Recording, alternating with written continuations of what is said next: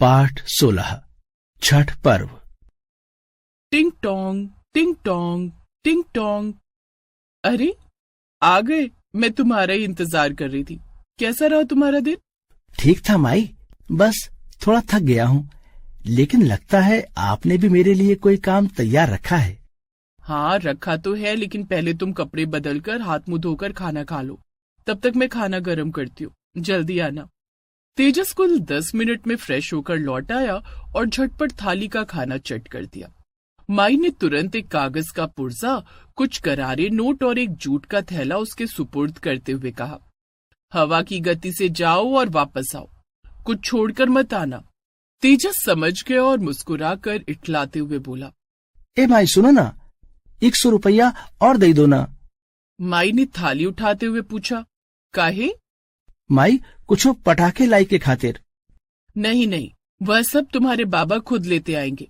फिलहाल तुम सामान लेकर आओ और पैसे बच जाए तो खुद के लिए कुछ खाने का ले लेना।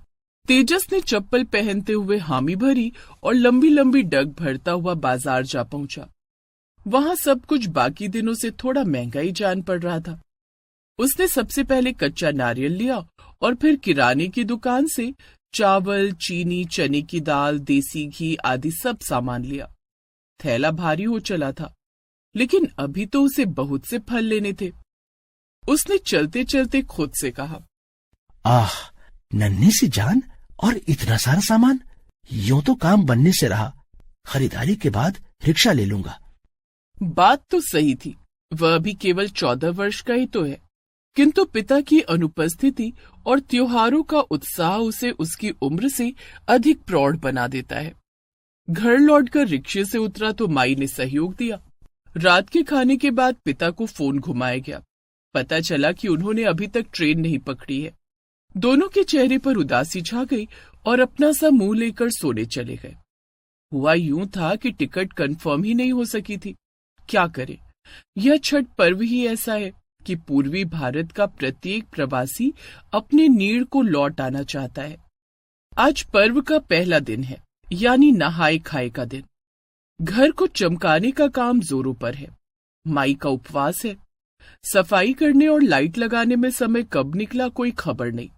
पूजा पाठ हुई। माई ने कद्दू भात पकाया। यह लौकी और दाल को मिलाकर तैयार की गई सब्जी है, जिसमें केवल सेंधा नमक डलता है और फिर इसे चावल के साथ प्रसाद के तौर पर खाया जाता है। घर सजा हुआ है, लेकिन इसमें रहने वाले दोनों प्राणी कुछ उदास जान पड़ते हैं। तभी फोन बजा और तेजस ने दौड़कर उठा लिया। जी बाबा, कैसे हैं? टिकट का कुछ हुआ क्या? नहीं रे बाबू, लेकिन तनिक ध्यान से सुना। हम जो तुम्हारे लिए नया कपड़ा लिए हैं वो भेज दिए हैं। कल तक तौका मिल जाई हैं। और तुम्हार माई ने पटाखे के लिए बोला था, वो भी भेज दिए हैं। ठीक बा? अब खुशी से छठी मैया का पूजन करना।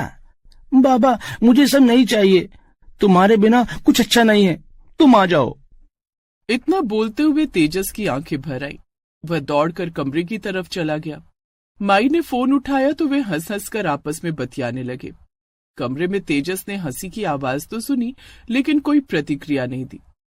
अगला दिन शुरू हुआ। आज भी माई का व्रत है, लेकिन माई खुश है। पिछले दिन के उपवास के बाद उनका चेहरा मुरझाया नहीं, बल्कि खिल उठा था। दोनों ने मिलकर प्रसाद बनाने की तैयारी की। माई ने पहले आटा, मैदा और सूजी मिलाकर उसमें घी डाल लिया, फिर इसमें चीनी डाली और गूंथ लिया। ये हो गया ठेकुए का माल तैयार।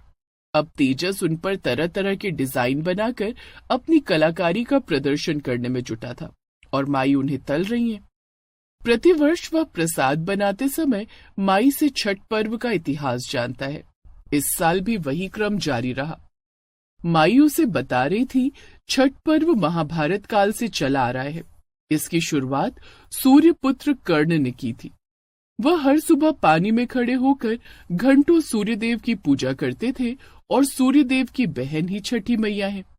इनका नाम देवी कात्यायनी है, जो ब्रह्म देवता की मानस पुत्री हैं और बच्चों का ख्याल रखती हैं।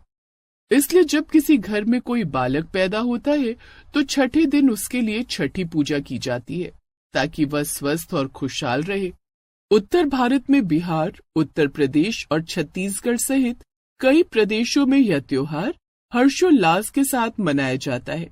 यह पर्व कार्तिक मास के शुक्ल पक्ष में मनाया जाता है और क्योंकि सूर्यदेव ही इस सृष्टि का संचालन करते हैं, इसलिए छठी मैया के साथ उनकी पूजा भी की जाती है।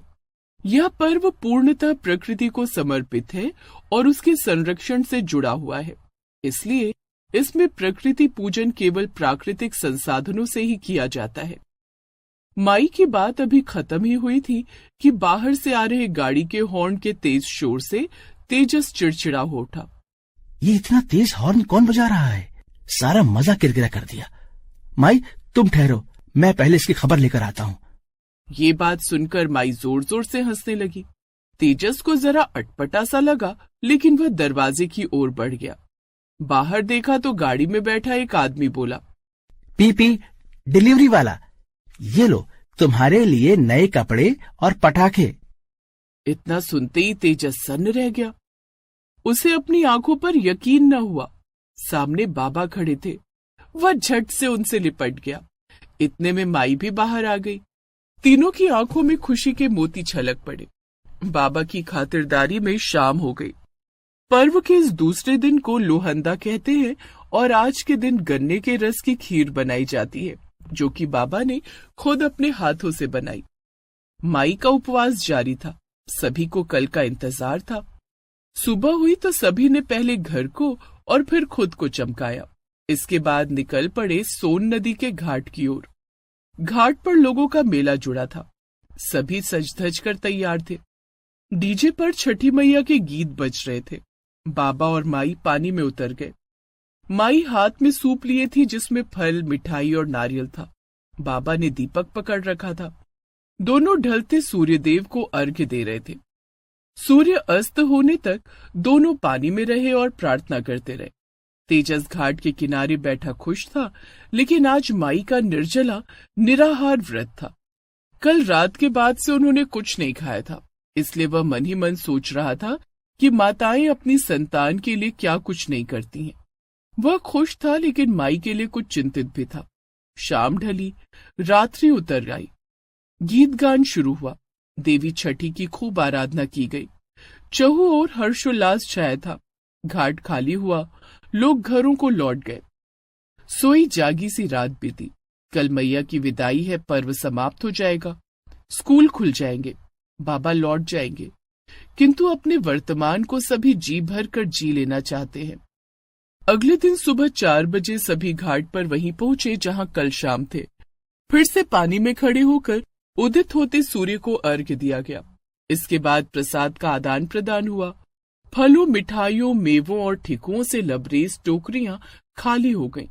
बच्चे फल खाते और पटाखे फोड़ते नजर आ रहे थे।